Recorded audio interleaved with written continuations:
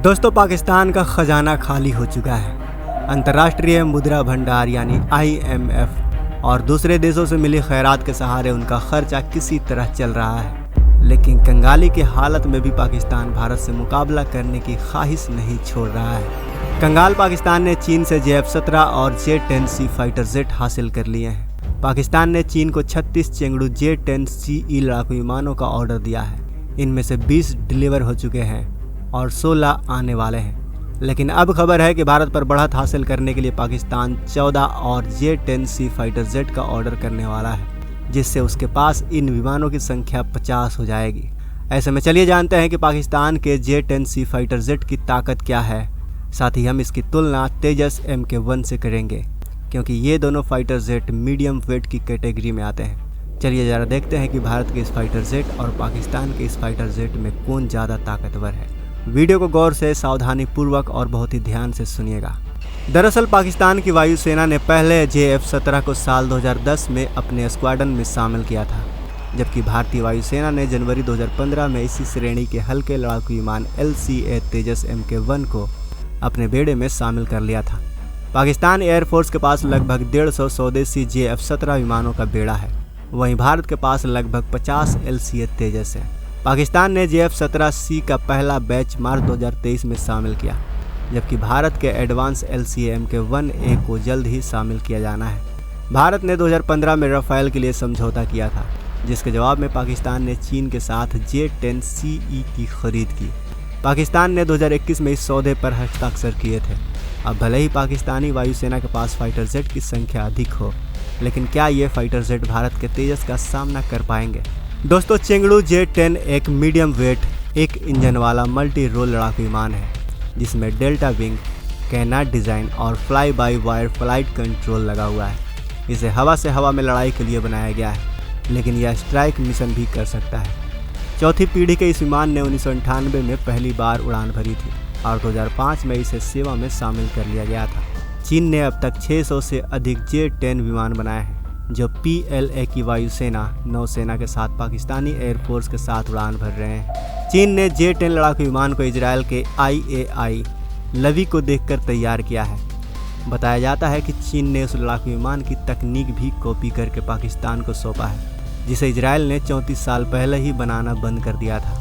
ऐसे में पाकिस्तान J-10 की तुलना तेजस से करके खुद दुनिया के सामने हंसी का कारण बना रहा है। J-10 में 11 हार्ड पॉइंट, एक active electronically scanned air radar और एक 23 mm की गन लगाई गई है। J-10 के कॉकपिट में 3 लिक्विड क्रिस्टल मल्टीफंक्शनल डिस्प्ले के साथ प्लानर एरे एंटीना लगा हुआ है, जो एक साथ 10 टारगेट को ट्रैक करने में सक्षम है। वहीं तेजस MK1A पुराने वाले तेजस से आकार में बड़ा है, लेकिन वजन में हल्का है।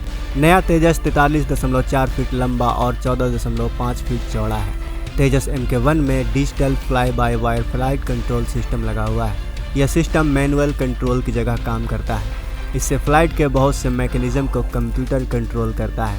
यह विमान के पायलट को जानकारी देने के साथ साथ उड़ान के दौरान मदद भी करता है। तेजस MK1 में नया advance electronically scan air radar लगा हुआ है, advance self protection jammer, electronic warfare suit और स्मार्ट मल्टीफंक्शनल डिस्प्ले लगा हुआ है।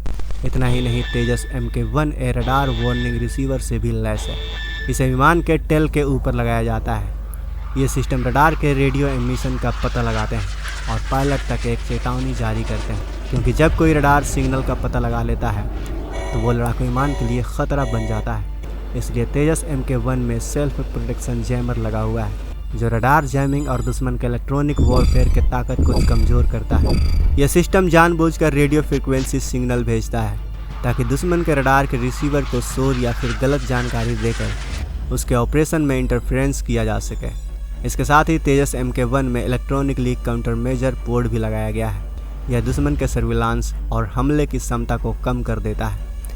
इलेक्ट्रॉनिक काउंटर मेजर एक इलेक्ट्रिसिटी या फिर इलेक्ट्रॉनिक इक्विपमेंट है, जिसे रडार, सोनार, इंफ्रारेड या फिर लेजर जैसे अदर डिटेक्शन सिस्टम को चकमा देने में या धोखा देने के लिए डिज़ाइन किया गया है।